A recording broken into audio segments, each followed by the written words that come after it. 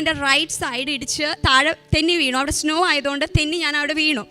ആ ഒരു ട്രോമ കാരണം ഞാൻ ഹോസ്പിറ്റലിൽ എത്തിയപ്പോഴേക്കും എനിക്ക് മൈനറായിട്ടൊരു സീഷേഴ്സ് വന്നു. പക്ഷെ അവിടെ ഡോക്ടേഴ്സ് പറഞ്ഞു ബേബിക്ക് ഒരു കുഴപ്പമില്ല, നീ ടെൻഷൻ ആവാതിരുന്നാൽ മതി, ഓക്കെ ആണെന്ന് പറഞ്ഞ് എൻ്റെ വീട്ടിലേക്ക് വിട്ടു. ബട്ട് സ്റ്റിൽ എൻ്റെ ഉള്ളിൽ എൻ്റെ കുഞ്ഞിന് എന്തെങ്കിലും പറ്റുമോ ആ ഒരു ടെൻഷൻ ഭയങ്കരമായിരുന്നു. അപ്പോൾ എൻ്റെ ജീവിത പങ്കാളിയും എൻ്റെ മാതാവും എല്ലാവരും പറയുന്നുണ്ടായിരുന്നു, അമ്മ മാതാവും തിരുക്കുമാരനും നിനക്ക് തന്ന കുഞ്ഞാണെങ്കിൽ ആരോഗ്യത്തോടു കൂടി തന്നെ നിനക്ക് ആ കുഞ്ഞിനെ ലഭിക്കുമെന്നും. പക്ഷെ ഉള്ളിലെ ഭയം കാരണം പിന്നീടും എനിക്ക് മേജറായിട്ട് ഒരു സീഷേഴ്സ് വന്നു. ദൈവത്തിൻ്റെ നാമത്തിന് മഹത്വം ഉണ്ടാകട്ടെ. എൻ്റെ പേര് ഷിജി, ഇതെൻ്റെ ഹസ്ബൻഡ് നോബി, എൻ്റെ കുഞ്ഞ് ലോറ. ഞങ്ങൾ കാനഡയിൽ നിന്നാണ് വരുന്നത്.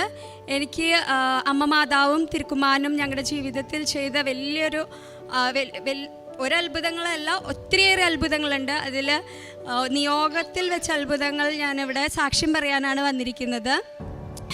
എനിക്ക് 2011 ബ്രസ്റ്റ് ക്യാൻസർ വന്നായിരുന്നു.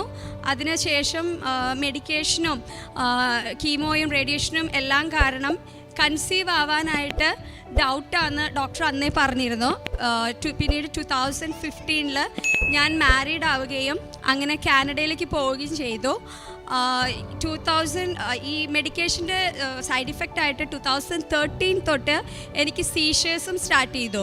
പക്ഷേ 2017 ഞാൻ കാനഡയിൽ എത്തിയതിന് ശേഷം എനിക്ക് സീഷറോ അങ്ങനെ വലിയ കുഴപ്പങ്ങളൊന്നും ഇല്ലാതെ പോവുമായിരുന്നു. പക്ഷേ 2019 ജൂൺ ആയപ്പോൾ എനിക്കൊരു മേജർ സീഷർ വരികയും ഹോസ്പിറ്റലിൽ അഡ്മിറ്റ് ആവുകയും അത് വളരെ ക്രിട്ടിക്കൽ ആവുകയും ചെയ്തു. എൻ്റെ ഹസ്ബൻഡിൻ്റെ നിന്ന് പേപ്പേഴ്സ് എല്ലാം സൈൻ ചെയ്ത് വാങ്ങുകയും ഒരാഴ്ചത്തോളം ഞാൻ അൺകോൺഷ്യസ് ആയിട്ട് ഹോസ്പിറ്റലൈസ്ഡ് ആയിരുന്നു. ആ സമയത്ത് ഡോക്ടേഴ്സ് കൂടുതൽ ഹെൽപ്പിനായിട്ട് ആരെങ്കിലും കൂടിയും വരുത്തിക്കണമെന്ന് പറഞ്ഞിട്ട് എൻ്റെ മദറിനെയും വരുത്തിക്കുകയുണ്ടായി. അത് ഒരാഴ്ചയ്ക്ക് ശേഷമാണ് ഞാൻ കോൺഷ്യസ് ആയത്. എന്നിട്ട് മരുന്ന് എല്ലാം ബാലൻസ്ഡ് ആക്കി എന്നെ വീട്ടിലേക്ക് വിട്ടു. പക്ഷേ 1.5 മാസം ഇടവിട്ടിട്ട് എനിക്ക് പിന്നെയും സീഷേഴ്സ് ഇങ്ങനെ വന്നുകൊണ്ടിരിക്കുകയായിരുന്നു. ലാസ്റ്റായിട്ട് എനിക്ക് ഫെബ്രുവരിയിൽ ഒരു മേജർ സീഷർ വന്നപ്പോൾ എൻ്റെ അപ്പച്ചനും ചേച്ചിയും ഇവിടെ വരികയും അച്ഛനെ കണ്ട് പ്രാർത്ഥിക്കാനായിട്ട് വന്നു. അപ്പോൾ അച്ഛൻ പറഞ്ഞു എന്നെ വീഡിയോ കോൾ ചെയ്യാൻ പറഞ്ഞിട്ട് വീഡിയോ കോളിലൂടെ പ്രാർത്ഥിച്ചു. എന്നിട്ട് അച്ഛൻ പറഞ്ഞു വന്ന് സാക്ഷ്യം പറയണമെന്ന്. അതിനുശേഷം പിന്നെ എനിക്ക് അങ്ങനെ സീഷേഴ്സ് ഒന്നും വന്നിരുന്നില്ല. പക്ഷേ ഞങ്ങളുടെ ഉള്ളിൽ വലിയൊരു വേദനയായിരുന്നു, ഒരു കുഞ്ഞെന്നുള്ളൊരു വേദന.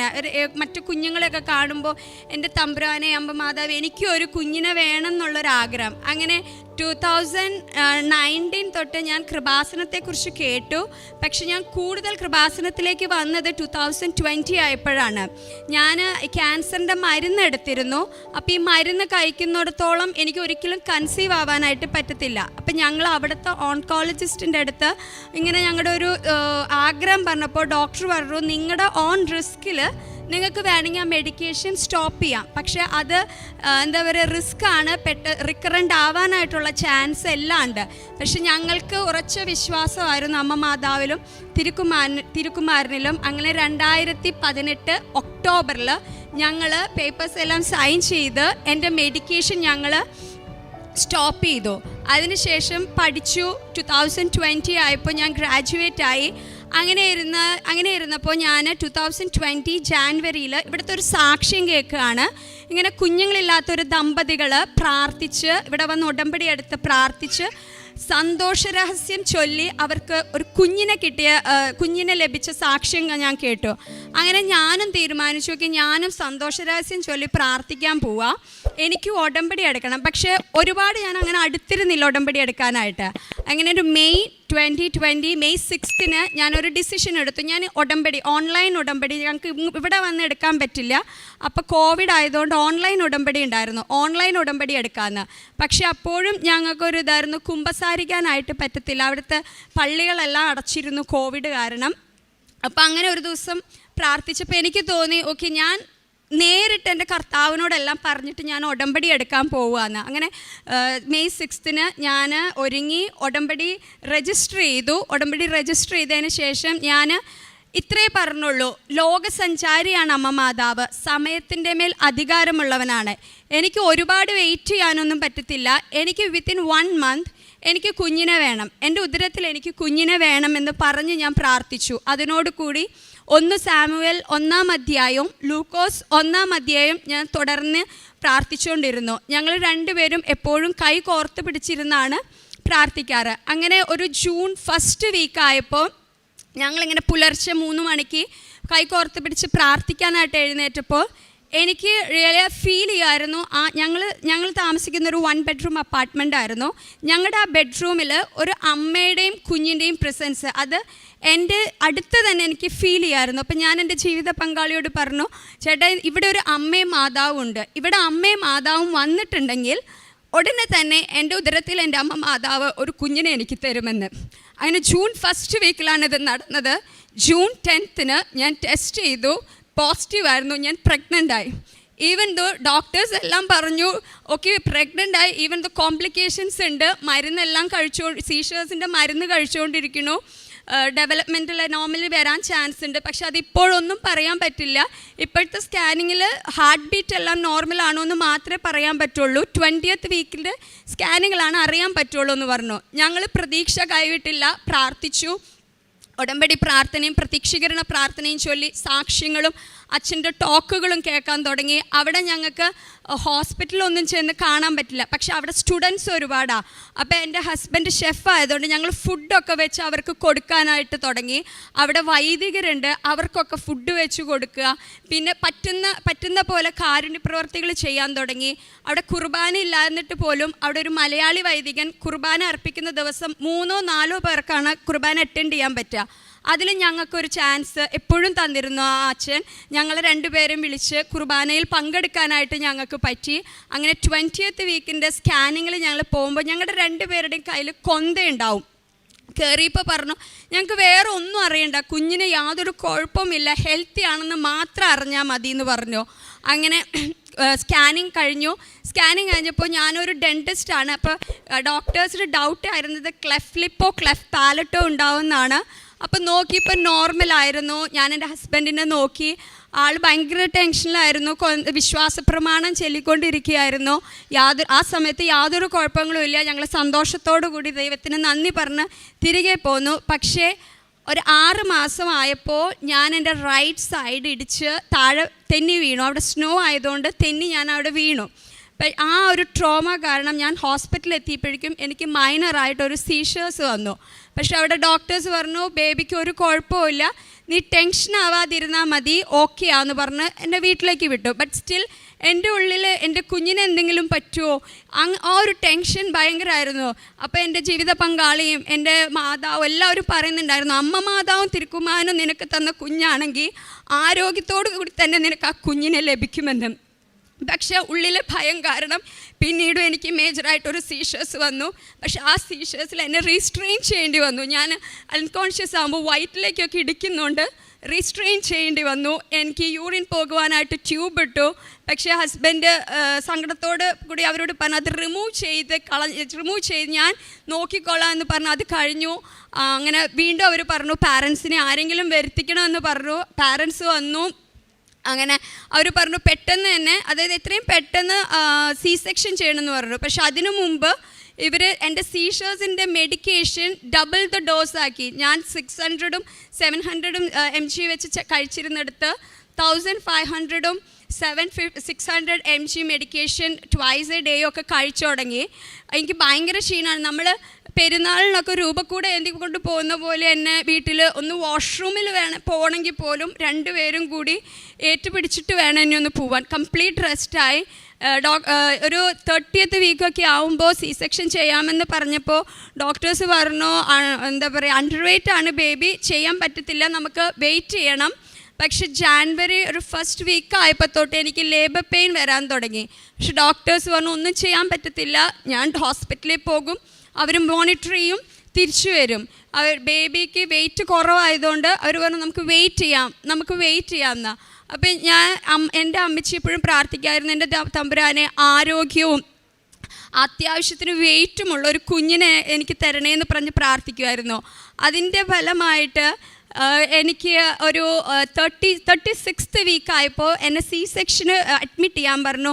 പോകുന്നതിന് മുമ്പായിട്ട് അമ്മച്ചി ഉടമ്പടി തൈലം എനിക്ക് കുരിശടയാളം വരച്ച് തേനും ഉപ്പും എല്ലാം തന്നിട്ടാണ് എന്നെ വിട്ടത്. സി സെക്ഷൻ എന്നെ 12:30 സി സെക്ഷൻ എങ്കിൽ ഒരു 12:25 ആയപ്പോൾ അവിടുത്തെ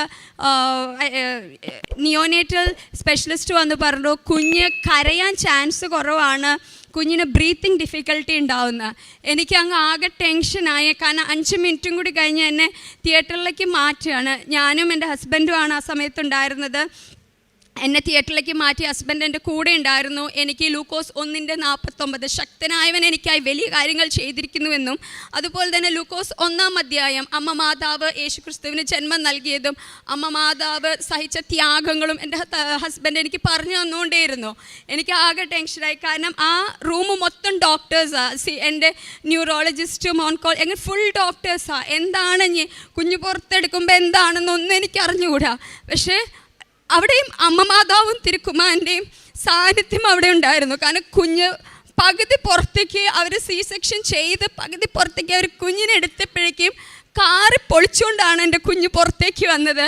അവൾ ചിരിച്ച് ഒരു കാറ് പൊളിച്ച് കൈയും പൊക്കി. ഡോക്ടേഴ്സ് അവൾ പറഞ്ഞു, she is really A miracle baby എന്ന് പറഞ്ഞിട്ടാണ് ഡോക്ടേഴ്സ് അവളെ മാറ്റിയത്. അവളെ വൈപ്പ് ചെയ്ത് എൻ്റെ അടുത്തേക്ക് തന്നെ കൊണ്ടുവന്നു. നിയോനേറ്റൽ ഐസിയുലേക്ക് മാറ്റുമെന്ന് പറഞ്ഞെടുത്ത് എൻ്റെ അടുത്തേക്ക് തന്നെ എൻ്റെ കുഞ്ഞിനെ എനിക്ക് തമ്പുരാൻ കൊണ്ടു തന്നു. അന്ന് വൈകിട്ട് പിന്നെ എനിക്ക് സീഷൻ്റെ മുമ്പായിട്ട് വരുന്ന ഓറ പോലെ വന്നു. പക്ഷേ വിശ്വാസ പ്രമാണത്തിൻ്റെയും പ്രാർത്ഥനയുടെ ശക്തി കൊണ്ട് എനിക്ക് സീഷറൊന്നും വന്നില്ല. ആ ഒരാഴ്ചത്തോളം എനിക്ക് ഹോസ്പിറ്റലൈസ്ഡ് ആവേണ്ടി വന്നു. എനിക്ക് ഇത്രയും കോംപ്ലിക്കേഷൻസ് ഉള്ളതുകൊണ്ട് കുഞ്ഞിനെ എല്ലാ ടെസ്റ്റുകളും ചെയ്യണം, എന്തെങ്കിലും അബ്നോർമാലിറ്റി ഉണ്ടോ എന്ന് അറിയാൻ വേണ്ടിയിട്ട്. പക്ഷേ അവൾക്ക് ഒരു ദൈവത്തിൻ്റെ അനുഗ്രഹം അമ്മ മാതാവിൻ്റെ സാന്നിധ്യത്താൽ ഒരു കുഴപ്പമില്ലായിരുന്നു. ഞാൻ പ്രഗ്നൻ്റ് ആയിരിക്കുന്ന സമയം തൊട്ടേ ഇവൾക്ക് ഞാൻ ഇവിടെ ധ്യാനത്തിലുള്ള ആവേ മരിയ എന്ന് പറഞ്ഞ പാട്ട് ഞാൻ വയറ്റത്ത് വെച്ച് കേൾപ്പിക്കുമായിരുന്നു. അതുപോലെ എപ്പോഴും എൻ്റെ ഹസ്ബൻഡ് വയറ്റത്ത് കൈ വെച്ച് പ്രാർത്ഥിക്കുമായിരുന്നു. അത് കഴിഞ്ഞ് ഇവൾ ഉണ്ടായി. ഇപ്പോഴൊക്കെ ധ്യാനം വയ്ക്കുമ്പോഴേക്കും നമ്മളിരിക്കുന്നേക്കാളും മുമ്പ് ഞങ്ങൾ ആമി എന്നാണ് വിളിക്കുന്നത്. ആമി മുട്ടുമ്മ വന്ന് നിന്ന് കൈ കൂപ്പിപ്പിടിച്ച് പ്രാർത്ഥിക്കും. അതുപോലെ ചുമ്മാ പാടിക്കൊണ്ട് നടക്കും. ആവേ മരിയ എന്നൊക്കെ പറഞ്ഞ് പാടിക്കൊണ്ട് അവൾ നടക്കും. അങ്ങനെ ഇലോറ എന്നാണ് പേരിട്ടത്. അതിൻ്റെ മീനിങ് എന്ന് പറയുന്നത് my God is my light എന്നാണ്. അങ്ങനെ ഒരു മീനിങ് കണ്ടുപിടിച്ച്, കാരണം ദൈവത്തോട് ചോദിച്ച് വാങ്ങിയതാണ് ഞാൻ, ദൈവം എനിക്ക് ദാനമായി തന്നതാണ്. അതുകൊണ്ട് തന്നെ അങ്ങനത്തെ ഒരു പേരാണ് ഞാൻ ഇട്ടത്. അതുപോലെ തന്നെ എൻ്റെ സീഷേഴ്സ് വന്നു. 2013 തുടങ്ങിയതാണ് എൻ്റെ സീഷേഴ്സ്. മെഡിക്കേഷൻ അങ്ങോട്ടും ഇങ്ങോട്ടും അവർ മാറ്റും. കാരണം അവർക്കും അറിയില്ല എന്താണ് റീസൺ, സീഷേഴ്സിൻ്റെ റീസൺ എന്ന് അവർക്ക് അറിയില്ല. മരുന്ന് കഴിക്കുമ്പോൾ ബോധം എന്താ പറയുക, ഭയങ്കര ഡിസീനസ് ആയിരിക്കും. ആരെങ്കിലും ഹെൽപ്പ് വേണം എന്തെങ്കിലും ചെയ്യാനായിട്ട്. പക്ഷേ ഞാൻ ഇങ്ങോട്ട് വരുന്നതിൻ്റെ ജാനുവരിയിലത്തെ EG റിസൾട്ടിൽ 2013 ശേഷം എൻ്റെ EG റിസൾട്ട് നോർമലായി, ഒരു എപ്പിലെപ്റ്റിക് ഡിസ്ചാർജും ഇല്ല എന്ന് പറഞ്ഞിട്ട് എൻ്റെ റിപ്പോർട്ട് വന്നു. അപ്പം ഞാൻ എൻ്റെ മെഡിക്കേഷൻ മാറ്റുന്നതിൻ്റെ കാര്യം പറഞ്ഞപ്പോൾ ഡോക്ടേഴ്സ് പറഞ്ഞു, ഞാൻ നാട്ടിലേക്ക് വരുന്നുണ്ട്, ഈ വെതർ വ്യത്യാസം കാരണം ട്രിഗർ ചെയ്യാൻ ചാൻസ് ഉണ്ട്, അതുകൊണ്ട് തിരിച്ചു ചെന്നിട്ട് എൻ്റെ മെഡിക്കേഷൻ നിർത്താമെന്നും ഡോക്ടേഴ്സ് പറഞ്ഞു. അതുപോലെ തന്നെ ഞങ്ങളുടെ ജീവിതത്തിൽ നിയോഗം, എൻ്റെ മൂന്നാമത്തെ ഒരു നിയോഗം എന്ന് പറയുന്നത് ഞങ്ങളുടെ PR ആയിരുന്നു. 2019 ഞാൻ IELTS എഴുതി. പക്ഷെ എനിക്ക് ഇനഫ് സ്കോർ കിട്ടിയിരുന്നില്ല റൈറ്റിങ്ങിന്. പക്ഷേ ഞാൻ എൻ്റെ നിയോഗത്തിൽ വെച്ചത് എനിക്ക് ഇനി IELTS ഒന്നും എഴുതാൻ പറ്റത്തില്ല, പക്ഷേ എനിക്ക് എൻ്റെ PR വേണം. പക്ഷേ എനിക്ക് ഉറപ്പായിരുന്നു എൻ്റെ മെറിറ്റ് കൊണ്ട് അത് കിട്ടത്തില്ല. ദൈവത്തിൻ്റെ ബൈ യുവർ ഗ്രേസ് ഓൺലി എനിക്ക് അങ്ങനെ ഒരു ചാൻസ് കിട്ടത്തുള്ളൂ, കാരണം എനിക്ക് ഇനഫ് സ്കോറില്ല. പക്ഷേ 2021 മെയ് ആയപ്പോൾ അവിടെ ഒരു പുതിയ PR സ്ട്രീം ഓപ്പൺ ചെയ്തു. അത് ഞാൻ എന്നും ഉറച്ചു വിശ്വസിക്കുന്നു, എനിക്ക് വേണ്ടി മാത്രം ഓപ്പൺ ചെയ്ത പോലെയാണ്. കാരണം IELTS അധികം വേണ്ട, വർക്ക് എക്സ്പീരിയൻസ് അധികം വേണ്ട, നമ്മളവിടെ വർക്ക് ചെയ്താൽ മതി, അവിടെ പഠിച്ചാൽ മാത്രം മതി. അങ്ങനെ ഞാനൊരു May 6th അതായത് ആഫ്റ്റർ 1 year 2021 May 6th എൻ്റെ PR സബ്മിഷൻ ഞാൻ ചെയ്തു. ജാനുവരി വരെ എനിക്ക് ഒരു അറിവുണ്ടായിരുന്നില്ല. 2022 ജാനുവരിയിൽ ഞാൻ ലൈറ്റ് ക്യാൻഡിൽ പ്രയർ റിക്വസ്റ്റ് ഇട്ടു. അവിടെ നിന്ന് ജാനുവരി 14th ആയപ്പോൾ എൻ്റെ AR എനിക്ക് ലഭിച്ചു. അത് കഴിഞ്ഞിട്ട് എൻ്റെ ഹസ്ബൻഡ് സൗദിയിൽ ഒരു 3 വർഷം വർക്ക് ചെയ്തിരുന്നു. പോലീസ് ക്ലിയറൻസ് അവരെന്തായാലും ചോദിക്കും, കാരണം ഞങ്ങളുടെ കൂടെ സബ്മിറ്റ് ചെയ്തവർക്കൊക്കെ ചോദിച്ചിട്ടുണ്ട്. പക്ഷേ ഹസ്ബൻഡ് വർക്ക് ചെയ്തതിൻ്റെ ഒരു പ്രൂഫും കയ്യിലില്ല. അത് ചോദിച്ചു കഴിഞ്ഞാൽ തീർന്നു, പിന്നെ ഞങ്ങൾക്ക് PR എന്നുള്ളൊരു ഓപ്ഷൻ ഇല്ല. പക്ഷെ ഞാൻ ലൈറ്റ് ക്യാൻഡിൽ റിക്വസ്റ്റിലിട്ടു. അതുപോലെ തന്നെ നിയോഗത്തിലും വെച്ച് ഞങ്ങൾ പ്രാർത്ഥിച്ചു. ഇവിടെ അമ്മച്ചി ഉടമ്പടി എടുക്കാൻ വന്നപ്പോൾ പറഞ്ഞു, പ്രാർത്ഥിച്ചു. അത്ഭുതമെന്ന് പറയട്ടെ, മറ്റുള്ളവരുടെ അടുത്ത് ചോദിച്ച ആ പേപ്പർ ഞങ്ങളുടെ അടുത്ത് വേറെ ഒരു പേപ്പറും ചോദിക്കാതെ ഫെബ്രുവരി ലാസ്റ്റ് ഞങ്ങളുടെ PR കൺഫേമായി വന്ന് PR കാർഡ് ഞങ്ങളുടെ കയ്യിൽ കിട്ടി. അതുപോലെ തന്നെ ഞാൻ ഇവിടത്തേക്ക് ടിക്കറ്റ് ഞങ്ങൾ ലാസ്റ്റ് ഒക്ടോബറിലാണ് എടുത്തത്. അന്ന് മുതൽ ആഗ്രഹിച്ച് പ്രാർത്ഥിക്കുന്നത്, കാരണം എനിക്കറിയില്ല ഇവിടെ വന്ന് സാക്ഷ്യം പറയുവാൻ പറ്റുമോ ഇല്ലയോ എന്നുള്ളത്. അന്ന് മുതൽ അമ്മ മാതാവിൻ്റെ തിരുക്കുമാരൻ്റെ കാപ്പയ്ക്കുള്ളിൽ പൊതിഞ്ഞ് ഞങ്ങളെ സംരക്ഷിക്കണേ എന്നും ഇവിടെ വന്ന് എനിക്ക് ഈ ലഭിച്ച അനുഗ്രഹങ്ങൾ മറ്റുള്ളവരുമായി പങ്കുവെക്കുവാനും ഉള്ള അനുഗ്രഹം ലഭിക്കണമേ എന്ന് പ്രാർത്ഥിച്ചുകൊണ്ട് അവിടെ വന്നത്. അതുപോലെ തന്നെ ഒരു അനുഗ്രഹം, എൻ്റെ ജോലിക്ക് ഭയങ്കര തടസ്സമായിരുന്നു. എന്ത് ചെയ്താൽ എനിക്ക് പ്രൊബേഷൻ കംപ്ലീറ്റ് ചെയ്യാൻ പറ്റില്ല, എന്തെങ്കിലുമൊക്കെ ഒരു തടസ്സങ്ങൾ അവിടെ വരുമായിരുന്നു. എനിക്ക് തോന്നുന്നു എപ്പോഴൊക്കെയോ ഞാൻ ചിന്തിച്ചിട്ടുണ്ട്, എൻ്റെ മെറിറ്റ്, എൻ്റെ കഴിവുകൊണ്ട് എനിക്ക് ഈ ജോലി കിട്ടിയത്, ഞാൻ ഇൻ്റർവ്യൂ അറ്റൻഡ് ചെയ്യുന്നു അങ്ങനെയൊക്കെ വിചാരിച്ചതുകൊണ്ടായിരിക്കണം എനിക്ക് അതൊന്നും കിട്ടിയിരുന്നില്ല. എനിക്ക് ഈ ഫെബ്രുവരിയിൽ എനിക്കൊരു ജോലി, അത് ഞാൻ സെപ്റ്റംബറിൽ ഇൻ്റർവ്യൂ അറ്റൻഡ് ചെയ്തതാണ്. പക്ഷേ ആ സമയത്ത് അവിടെ ഓപ്പണിംഗ് ഉണ്ടായിരുന്നില്ല. ഞാൻ റിക്വസ്റ്റിലിട്ടു, ഫെബ്രുവരിയിൽ അവരെന്നെ ഇങ്ങോട്ട് കോൺടാക്ട് ചെയ്തു, ഇവിടെ ഒരു ഓപ്പണിംഗ് ഉണ്ട്, ഇൻട്രസ്റ്റഡ് ആണോ എന്ന് ചോദിച്ചു. ഞാൻ ഇൻട്രസ്റ്റഡ് ആണെന്ന് പറഞ്ഞ് ഫെബ്രുവരി 8 ഞാൻ ജോയിൻ ചെയ്തു. മെയ് 6 എൻ്റെ പ്രൊബേഷൻ കംപ്ലീറ്റ് ചെയ്ത് പെർമനൻ്റ് ആയെന്ന് അറിഞ്ഞിട്ടാണ് ഞങ്ങളിവിടെ എത്തിയത്. ഇത്രയേറെ അനുഗ്രഹങ്ങൾ എൻ്റെ തമ്പുരാനും അമ്മ മാതാവും ഞങ്ങൾക്ക് ചെയ്തു തന്നതിനായി 1000 നന്ദി അർപ്പിക്കുന്നു.